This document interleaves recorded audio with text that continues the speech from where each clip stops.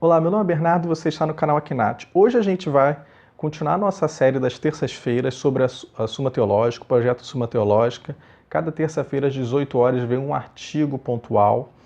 Hoje a gente vai ver o 6º artigo, que é se essa doutrina é uma sabedoria, se a doutrina sagrada é uma sabedoria, né?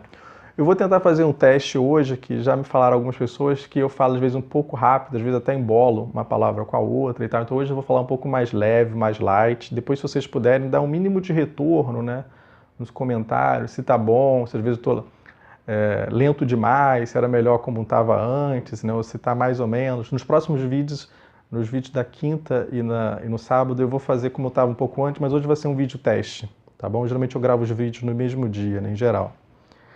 Então, voltando. Então, Tomás se pergunta se essa doutrina é uma sabedoria, né? Só que eu posso acabar indo um pouco mais rápido, né, por costume. Então, ele pergunta se essa doutrina é uma sabedoria. Sabedoria, a gente vai ver que é aquilo que é próprio do sábio, que é ordenar. Só que aqui é importante ter em consideração que existem diversas formas de sabedoria. A gente vai ver alguns exemplos para ter mais claro. A sabedoria por forma mais quase por antonomasia, por excelência, né, é a própria doutrina sagrada, e a gente vai ver que existe uma espécie de sabedorias relativas, né, ou níveis de sabedoria. Então a gente já vai diretamente à resposta, e aí depois a gente vai considerar algumas questões pontuais. Então ele fala assim, quer dizer, de fato a doutrina sagrada é uma sabedoria até a mais elevada. Então ele começa assim, esta doutrina, isso já na resposta do artigo, esta doutrina é, por excelência, uma sabedoria entre todas as sabedorias humanas. E isso não apenas no gênero particular, mas de modo absoluto. Ainda que você possa dizer que ela é humana por estar no ser humano, mas na verdade ela pega os seus princípios, como a gente viu, da revelação divina. Compete ao sábio ordenar e julgar. O julgamento de coisas inferiores se faz mediante uma causa mais elevada. Assim, sábio em qualquer gênero é aquele que toma em consideração a causa suprema desse gênero. Por exemplo, no gênero da construção, o artífice que preparou os planos da casa merece o título de sábio e de arquiteto em relação aos técnicos inferiores incumbidos da talha das pedras ou do corte das madeiras. Eis porque se diz na primeira carta aos Coríntios, como bom arquiteto, lancei o fundamento. Aqui é importante a gente ter uma consideração, para fazer uma breve distinção, que uma vez que convém que o sábio ordene, então ele dá o exemplo aqui, o que a gente pode chamar de uma espécie de engenheiro, arquiteto, vamos colocar tudo junto, uma espécie de projetista de uma casa, e também o pedreiro, né? Então, assim, ele coloca que existe um tipo de sabedoria, uma sabedoria relativa.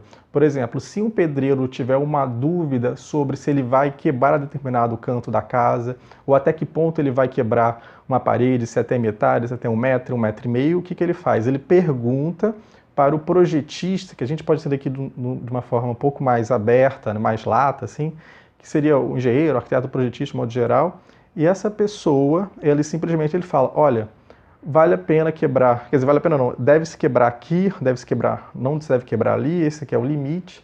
Então, a noção de sabedoria, na concepção de Tomás, e Aristóteles também segue, é uma espécie de ciência superior que ela ordena as outras ciências, de modo que se houver uma dúvida nas ciências inferiores, se houver algum detalhe que a ciência inferior, quando eu digo ciência inferior, nesse sentido mais particular, né? Mas se houver um detalhe que a ciência superior ela não alcança, ou ela fica em dúvida, vamos dizer assim, ela recorre à sabedoria, ou à sabedoria daquele gênero nesse sentido, porque, por exemplo, o metafísico ele não vai saber necessariamente, por exemplo, sobre algum detalhe da arquitetura. Então, o pedreiro ele vai perguntar ao arquiteto, né, ao engenheiro, vamos dizer assim, o projetista ali, considerando que arquiteto, engenheiro, estou colocando tudo na mesma consideração para que a gente não precise se deter muito nisso. Mas, então, o pedreiro ele vai perguntar ao engenheiro, né, se ele deve quebrar mais ou menos, e quem dá a última palavra e julga e ordena, e nesse sentido é a sabedoria dali, é o pedreiro que vai falar, é o arquiteto que vai falar para o pedreiro, corte aqui, não corte aqui, esse é o limite, vamos dizer. Então ele continua, né? Tratando-se da vida humana em seu conjunto, o homem prudente será chamado sábio quando ordenar os atos humanos ao devido fim, como se diz no livro dos Provérbios. A sabedoria é a prudência do homem. Por conseguinte, quem considera... Tá, então também é bom comentar um pouco aqui. Existe também, do ponto de vista humano, o que a gente pode dizer, uma filosofia natural da moral. Então você tem a ética, uma boa ética, por exemplo, uma ética aristotélica, né? Que, por exemplo, ela coloca que você deve ser prudente, você deve julgar as coisas de modo ordenado, né? A prudência como a reta razão do agir, que é essa capacidade de você mapear bons meios e decidir, deliberar para atingir o fim. Só que aí a gente já começa a ver, por exemplo, que na concepção da doutrina sagrada, ela, ainda que a filosofia moral ela tem certa autonomia para poder julgar alguns casos, mas pode acontecer que em alguns casos seja conveniente que a própria filosofia natural recorra à doutrina sagrada, semelhante como o pedreiro, vamos dizer assim, recorre ao arquiteto. Que pode ter alguns casos que a própria filosofia moral ela pode ficar em dúvida como é que ela se julga e tal. Então ela recorre a uma filosofia, um pensamento superior para justamente saber como ela deve agir. Por exemplo, e uma coisa clássica no cristianismo, muitas pessoas, por exemplo, até do ponto de vista moral, perguntam, né, quando ele deve agir. Ela fala, por exemplo, como a prudência encarnada, vamos dizer assim, como Cristo agiria no meu lugar. Quando a pessoa coloca esse posicionamento, ela está dizendo o seguinte: não apenas a prudência humana deve me guiar, mas uma motivação superior que é dada a partir da revelação divina, a própria adesão a Cristo como Deus já supõe a fé nesse sentido. Então a pessoa não apenas se guia por uma ciência, vamos dizer assim, inferior, mas por ainda que tenha uma nobreza, a filosofia moral, né, mas por uma ciência, vamos dizer assim, superior que estaria relacionada à teologia moral e também se abre aos próprios ensinamentos de Cristo. Então, nesse sentido, deixando claro, assim como o pedreiro recorre ao arquiteto em alguma dúvida pontual, o prudente, do ponto de vista natural, se ele tem fé, ele recorre à doutrina sagrada do ponto de vista prático para justamente complementar ou para que possa guiar no escuro, por exemplo, na sua decisão. Então, nesse sentido, ela é uma sabedoria, porque ao recorrer a algo relacionado a essa coisa que vem da revelação, nesse sentido, ela é uma sabedoria do âmbito prático e superior à sabedoria prática, vamos dizer assim, do prudente no âmbito natural. Então vamos continuar. Por conseguinte, quem considera simplesmente a causa suprema de todo o universo, que é Deus, merece por excelência o nome de sábio. Eis porque, como se vê em Agostinho, a sabedoria é chamada o conhecimento das coisas divinas. Ora, a doutrina sagrada trata muito propriamente de Deus enquanto causa suprema. A saber, não somente do que se pode saber por intermédio das criaturas e que os filósofos alcançaram, pois o que se pode conhecer de Deus é para eles manifesto. Diz o apóstolo na carta aos Romanos, mas também o que só Deus conhece de si mesmo e que é comunicado aos outros por revelação. Assim, a doutrina sagrada merece por excelência o nome de sabedoria. E quando se diz por excelência, ele quer dizer sim, de algum modo ela ordena todas as coisas das outras. E, por exemplo, é importante saber que nós conseguimos, pela própria sabedoria do ponto de vista natural, isso da própria metafísica, ordenar a ponto de conhecer a partir dos efeitos até as causas, que Deus é, que a gente vai ver isso na questão 2. Então é possível, o metafísico, o filósofo, se ele tiver uma boa base natural, uma boa fundamentação natural, ele pode chegar à conclusão, com alguma certeza, vamos dizer assim, de que Deus é. Só que o próprio metafísico, do ponto de vista natural, ele não consegue se aprofundar plenamente na noção do que Deus é, ou até mesmo, por exemplo, algo que é dado na doutrina sagrada, é que Deus, além dele ser, né, dele ter uma certa noção de ele existe, vamos dizer assim, ele também é amor. Né? Então, por exemplo, esse complemento, esse aperfeiçoamento de uma posição natural, ele é complementado a partir da doutrina sagrada. Então, a doutrina sagrada, e mesmo, por exemplo, se houver um erro, que a gente vai ver rapidamente aqui no ponto 2, a doutrina sagrada ela esclarece esse erro em função até de uma certa possibilidade de não precisão, até algum erro numa ciência inferior. Então, assim, a doutrina sagrada, por ser a sabedoria das sabedorias, vamos dizer assim, ela regula e julga as outras, assim como a gente viu como o prudente é julgado, quando eu digo julgado, ele é auxiliado, vamos dizer assim, por um conhecimento que o âmbito supera o mero conhecimento da prudência natural, inclusive quando a pessoa pergunta o que Cristo faria no meu lugar. Então, existe um poder maior, vamos dizer assim, dessa sabedoria, da doutrina sagrada, do que do âmbito natural.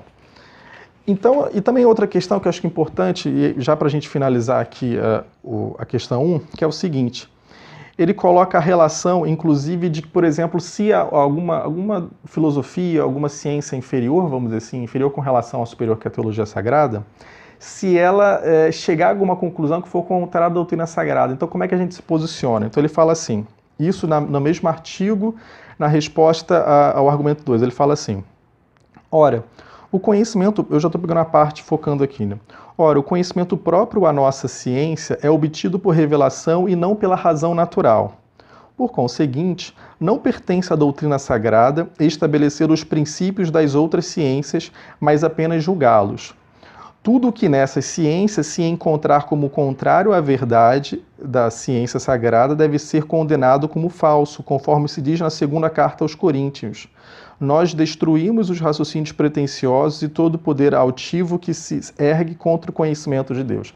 E aqui é importante ter, por exemplo, eu vou dar alguns exemplos básicos, na verdade dois, um do ponto de vista da moral particular e outro do ponto de vista vamos dizer assim, da metafísica. Então pode acontecer que alguém, do ponto de vista da filosofia da natureza, dê alguma conclusão que é errônea, por exemplo, que diz que não é conveniente amar os outros, né? Os outros são um problema, então como se fosse necessário uma certa aversão, até algo destrutivo com relação aos outros. Então, nesse sentido, a doutrina sagrada, quando a pessoa chega a uma conclusão errônea, ela está ali também para consertar, digamos assim, algumas distorções do ponto de vista da filosofia natural. Não é que seja um problema próprio da razão em si, mas que a razão, eventualmente, por algumas conclusões, elas podem chegar a raciocínios errôneos e convém que a própria doutrina sagrada possa purificar esses raciocínios. Como também tem do âmbito, vamos dizer assim, mais metafísico. Então alguém poderia dizer, como existem, por exemplo, sistemas panteístas, né? Nesses sistemas panteístas, vocês negam, por exemplo, que Deus... que haja uma distinção, digamos assim, de substância de Deus com o mundo, né? Ou até que Deus não seria um ser pessoal. Então, quando você tem algumas filosofias que defendem essas posições errôneas do ponto de vista da fé, a própria doutrina sagrada, ela pode distinguir por um dado da revelação divina, que, por exemplo, que Deus, que eu e Deus não somos, do ponto de vista idêntico, a mesma substância, mas há mais de uma substância. Por exemplo, ainda que você tenha umas distinções, mas, por exemplo, que a visão panteísta, né, ela não é conforme, por exemplo, à doutrina sagrada e outras considerações em geral. Estou pegando um exemplo mais metafísico, né, no sentido de que há uma distinção, né, existe um eu e um tu em relação a Deus, tanto que existe o diálogo da oração, a gente pode dialogar com o ser pessoal e tal. Então, o que eu quero dizer com isso é que o critério último, vamos dizer assim, acaba sendo, por ela ser a sabedoria das sabedorias, dentro da doutrina sagrada, como um princípio, de onde ela tira, digamos assim, ela tira os seus princípios da própria revelação divina, né? Então, e acaba sendo um critério de desempate, vamos dizer assim, né? Nesse sentido. Então é isso, a gente continuou, a gente está continuando o projeto, a gente está concluindo acho que faltam, alguns artigos mais para concluir essa questão, ele conclui deixa eu ver até aqui no artigo 10, né? Faltam mais alguns artigos para a gente terminar essa questão, e depois a gente já vai para a questão que algumas pessoas estavam pedindo, né, que já está chegando, que é sobre a essência de Deus, quando tem as 5 vias, né? Então a gente vai chegar a isso já daqui a pouco, algumas semanas a gente chega lá. Então é isso, eu falei até um pouco mais devagar, depois se vocês puderem dar um retorno, né, só para fazer um teste. Nos próximos vídeos eu vou tentar buscar um meio termo, enfim, a gente vai ver, né? Depende um pouco também do retorno de vocês. E é isso, se vocês estiverem gostando dos vídeos, curta os vídeos, né, compartilhe os vídeos e se inscreva no canal se você não estiver inscrito, não estiver gostando dos vídeos, e até o próximo vídeo. Até mais.